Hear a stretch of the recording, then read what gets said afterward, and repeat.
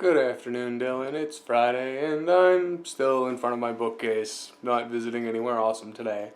Mostly because it's been raining for, the vast majority of the night and the vast majority of today, so it's kind of miserable outside.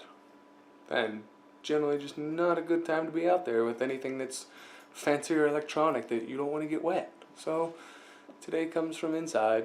In your video, you were discussing how sometimes revolutions are performed by people that have this tremendous love for the country and there's no other option left. True, that's usually how they end up coming about because for the most part, the processes have been done through means that are acceptable and not revolutionary. They're going through the political system, they're trying to form political parties to get what they need done or whatever's allowed to be done politically to get their word, their plight to the people that can change it.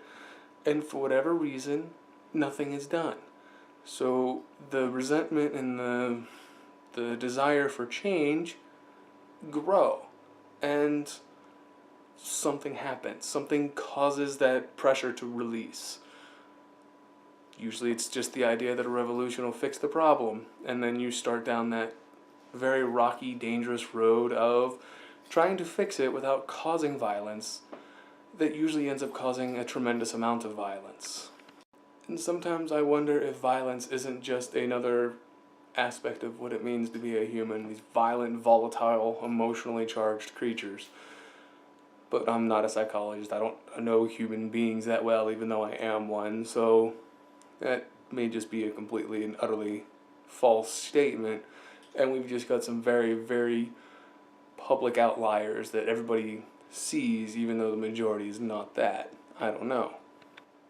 One thing that seems to help lead to revolutions is that it's a long, not necessarily drawn out, but very apparent kind of thing that's happening.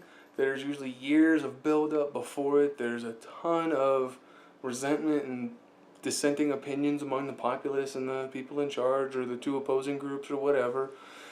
And there's generally a lot of publicity around it, even if it's not what the people in charge want anybody else to know. There's riots or whatnot happening, there's illegal gatherings, there's stuff going on so people are aware.